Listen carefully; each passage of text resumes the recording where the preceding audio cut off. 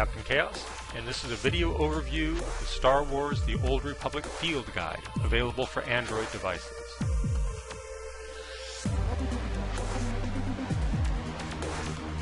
This is an Android application for use with the Star Wars The Old Republic online MMO. It's designed for use while you are playing the game. You can also use it for offline browsing, of course, too. One of the things that we've done is we've gone through a lot of the resources on the web, and we've selected just the best of the web and added those as links inside the application. This is for Android devices with version 2.2 or higher, which covers most Android devices out on the market today. And you can use it on your phone or on an Android tablet. Let me launch the application here, and we'll walk through all of the functionality that it provides. One of the main functions is operations. In operations, we provide for you travel tips, boss fight information, loot, puzzle solutions, and also enrage timers if you have the Pro version. Let's take a look at Eternity Vault. See, the information is broken down into travel information. How do you get there? Not that big a deal for operations in general, but certainly handy if you've never been to that operation before. There's also an overview of the operation to give you just some quick information on what's going on in there and what to expect. If you click on the Bosses tab, this will list all of the bosses that are in the instance. And if you click on an individual boss, it'll give you the details for that boss, including all of his abilities, how the fight breaks down, that sort of good stuff. These are spoilers, so if you don't like spoilers, this might not be the thing for you. If the boss has enrage timers, we provide buttons down at the bottom.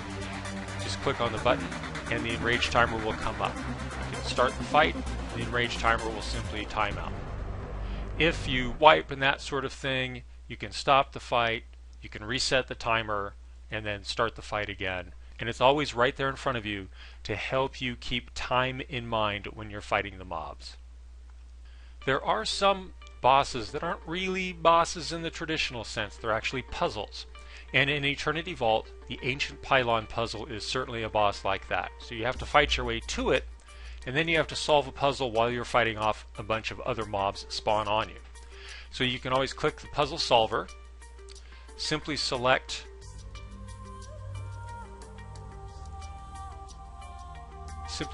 the puzzle in the main area.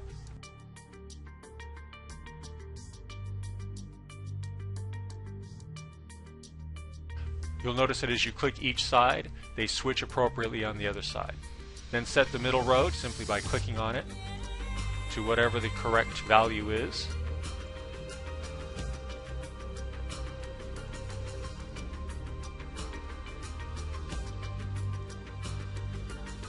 And the solution is always available immediately right down at the bottom.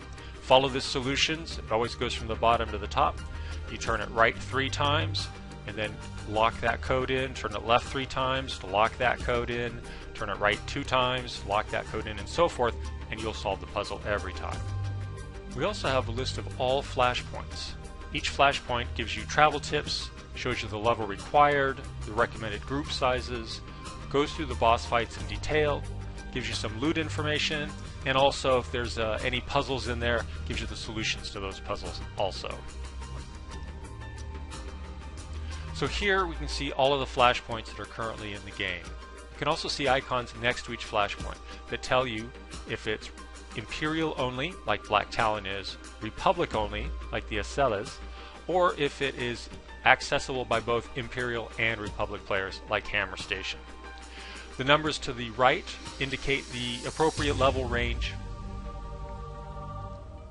If we click on the flashpoint, you can see the details how to get there from both Imperial and Republic, an overview, and then the individual boss fights that go along with it. And of course, as always, the best of the web down at the bottom. We also provide information about the companions in the game. There are important info for their primary stats, their armor type and weapon type, information that's very handy if you're rolling on loot that maybe you won't use directly, but you need to know what your companions can use if it's of any value to you at all. There's also a gift guide, which tells you for each companion what gifts they prefer, and also a daily mission guide, that shows you for each of the daily missions in the game what kind of affection you can gain for each one of your companions. Let's take a quick look. So here it begins, it's broken down by your base class. So I'll do Imperial Agent, and for Imperial Agent these are the different companions that we have. If I click on Kaleo, who's your first companion, it shows the basic information. She's based on an aim and endurance, her armor type is heavy, and she uses a blaster pistol. Her crew skills also at plus 10 arms tech efficiency and plus 2 underworld trading critical. She is romanceable, and then these are the gifts and how she likes them. You can see she likes technology, her favorite is underworld, and then here there's a slash. Luxury is either loves or a favorite. It's loves if you have a normal relationship with her. It's favorite if you have a romantic relationship with her. If we back up, we can see the daily mission affection for Imperial Agents. So for Imperial Agents, if you go to Belsavus to the Imperial Domination Outpost, when you're talking to N471, that particular droid, to get the Invisible Threat mission, you stand to gain 30 points with Kaleo if you take the following answers when you're talking with that particular mission giver. 40 with Dr. Lorcan if you just press 1 and 1 during your conversation, and so forth. And it goes all the way on down. Now some missions allow you to gain affection when you do a turn-in part 2, and that's what the slashes indicate here if you take a look at the reluctant volunteers in the center of the screen. It shows that Kaleo can get up to 45 points if she selects 3 and then 2 as answers during the mission giver's questions. The slash indicates that there are additional questions to answer when you turn the mission in, and here it shows that there's one question, and if Kaleo answers with a 2, that's going to be the best option for her. What you're really focused on is maximizing the affection with each one of your companions, and that's what these question paths show. We also give you access to the server status. One of the nice things about this is that unlike some of the other applications, we don't just show you every server out there and what the status is. We allow you to customize the server. So let's add a server. Let's say we play on the Bastion. So we type in the name of the server. Doesn't matter if you do it in uppercase or lowercase or mixed case. We've figured it out for you. So we'll add the Bastion. And we can see that the Bastion is up, and it's also a PvP server. But let's say we also play on Anchorhead.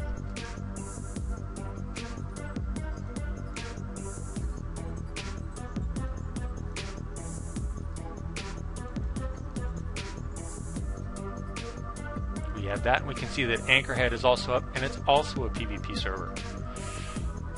Now if you want to delete a server, it's very easy. Just do a long click. We'll do a long click on Anchorhead.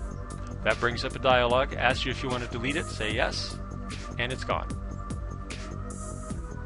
And that's what the Star Wars The Old Republic Field Guide will do for you. It's available from Google Play. So just go to Google Play. Easiest thing to do is probably just search on Capt Chaos, K-A-P-T-K-A-O-S. There's a free version that has ads, and there's a pro version that has no ads. The pro version is the version that has the enrage timers and the server status features. The free version does not have those particular features, but does have everything else that you've seen. If you go to our website at captchaos.org, we do have a section there and a group that we call Friends of Chaos. And Friends of Chaos are simply users of the application that are providing information that help us fine-tune and improve it on an ongoing basis. There's too much information in this game for one organization to be master of it all. So you can participate and help make it a better product very, very easily by simply posting on our website. And that's it. Thank you very much for your time.